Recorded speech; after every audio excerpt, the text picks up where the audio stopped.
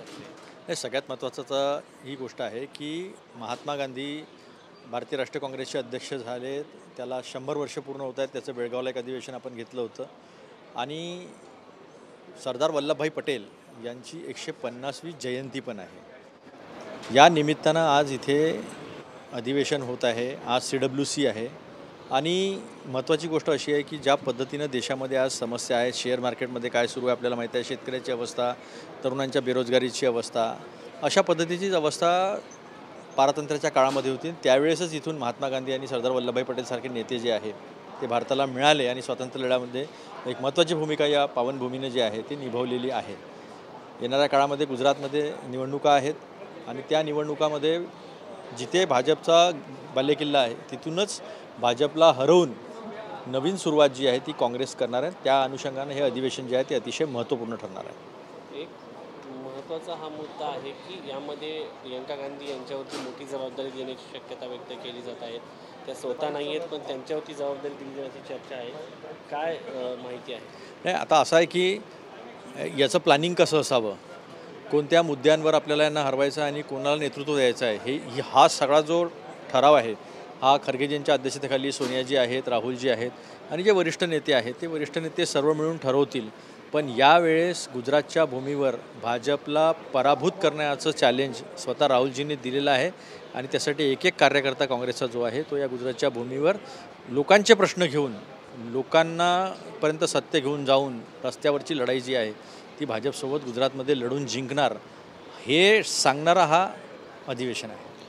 काँग्रेसने जिल्हाध्यक्षांना थोडक्यात अधिकारांचं डिसेंट्रलायझेशन करण्याचा निर्णय घेतल्याचं समजते. जिल्हाध्यक्षांना तिकीट देण्याचा अधिकार, त्याचबरोबर खालचे पदाधिकारी नियुक्त करण्याचा अधिकार देण्यात आल्याचं सांगण्यात येते. काय नक्की याचं उद्देश आहे? तशा पद्धतीचा चर्चा जी आहे ती जिल्हाध्यक्षांच्या बैठकीत झाली. त्याची सुरुवात गुजरातपासूनच झाली. सर्वात पहिले जिल्हाध्यक्ष आणि तालुकाध्यक्ष यांच्यासोबत राहुलजींनी गुजरातमध्ये बैठक घेतली.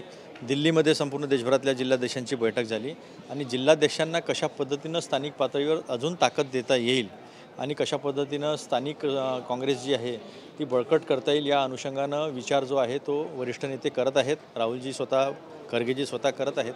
मला वाटतं या संदर्भात लवकरात लवकर आपल्याला जी याची नियमावली जी आहे, जे अधिकार देण्यात येतील त्या संदर्भामध्ये माहिती जी आहे ती AICC लवकरच देईल. पण हे आहे पाईपलाईनमध्ये. असं 2029 साली आदित्य ठाकरे मुख्यमंत्री होतील असं खासदार चंद्रकांत खैरे यांनी म्हटलेलं आहे. आता प्रत्येकाला पक्षामधल्या व्यक्तीला वाटतं की आपला नेता हा मुख्यमंत्री झाला पाहिजे. आम्हाला वाटतं काँग्रेसचा मुख्यमंत्री झाला पाहिजे. त्याच्यामध्ये काही गैर नाही आहे.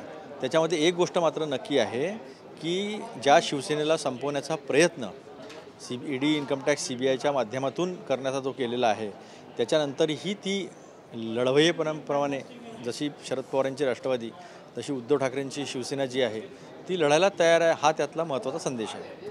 एक मुद्दा हा आहे की मनसेच्या विरोधामध्ये सर्वोच्च न्यायालयामध्ये याचिका दाखल झालेली आहे. इतर भाषिकांच्या विरोधामध्ये दडपशाही केली जाते असतं अशा पद्धतीची याचिका असून त्याच्यामध्ये जनहित याचिकेत असं म्हटलं की त्यांच्या पक्षाची मान्यता रद्द करण्यात येईल. त्यावरती संदीप देशपांडे यांनी म्हटलं की मराठी माणसाच्या पक्षाला असं काही केलं जात असेल तर भय्य प्रयत्न करणार असतील तर भैयांना मुंबईत आणि महाराष्ट्रात राहू द्यायचं का यावर विचार करावा लागेल. मला असं वाटतं की हा देश संविधानाने चालतो. कोर्टामध्ये गेलं तरी कोर्ट संविधानाच्या अनुषंगानंच निर्णय देऊ शकेल. पण भाषेवरून जो वाद निर्माण केला जातो आहे तो अतिशय चुकीचा आहे. मराठी ही आपली भाषा आहे. मराठी महाराष्ट्रात चाललीच पाहिजे याच्याशी दुमत असण्याचं कारण नाही. पण ज्या केंद्रीय संस्था आहे त्यांच्यावर अशा पद्धतीनं दबाव टाकणं हे काही योग्य नाही आहे. बऱ्यापैकी मराठीत चालतं आणि हिंसा जी आहे त्याचं समर्थन आम्ही कधीच करणार नाही. पण मराठी भाषेचा सन्मान आपल्याला आहे. सगळ्यांनी आपापल्या परीनं मराठी भाषेचं संवर्धन जतन केलं पाहिजे, त्याचा स्वाभिमान ठेवला पाहिजे, याच्याशी दुमत असण्याचं कारण नाही. पण राजकारणाचा विषय करून आपल्याच भारतीय बांधवांना टार्गेट करणं हे काही योग्य नाही. वक्फ कायद्याच्या संदर्भात काही ठराव येऊ शकतो? मला असं वाटतं हे वक्फ कायद्याच्या संदर्भामध्ये ठरावाचा काही प्रश्न येत नाही. संविधानामध्ये सगळ्याच गोष्टी येतात आणि संविधानाच्या संरक्षणाचा ठराव जो आहे तो ऑलरेडी काँग्रेसच्या कार्यकारिणीमध्ये झालेला आहे आणि वक्फच्या संदर्भातली जी भूमिका आहे ती संसदेमध्ये मांडून झालेली आहे. त्याला आमचा विरोध आहे कारण की अधिकारांचं उल्लंघन त्याच्यामध्ये झालेलं आहे. आर्टिकल 25, आर्टिकल 26 आणि आर्टिकल 14 संविधानाचं याचं उल्लंघन झालेलं आहे आणि त्या संदर्भामध्ये भूमिका काँग्रेसने पहिले स्पष्ट केलेली आहे. अहवाल आलेला आहे पुण्याच्या संदर्भामध्ये. काय वाटतं कारवाई होईल का? ज्या पद्धतीने महिलेला ज्या काळामध्ये उपचार मिळणं गरजेचं होतं त्या काळात उपचार दिले गेले नाही असा अहवाल समितीने ठपका ठेवलेला आहे.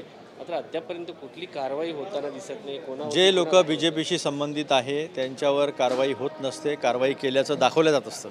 ज्यावेळेस रुपाली चाकणकर पत्रकार परिषद घेत होत्या त्यावेळेस घैसासांचा राजीनामा झाला. इथे स्पष्टपणे दिसून येतं की या सरकारला दुसऱ्या कोणाचा जीव गेला तरी चालेल, पण आमच्याशी संबंधित लोक आहेत का तर त्यांच्यावर कुठली कारवाई करायची नाही, अशाच पद्धतीची ती घटना दिसते.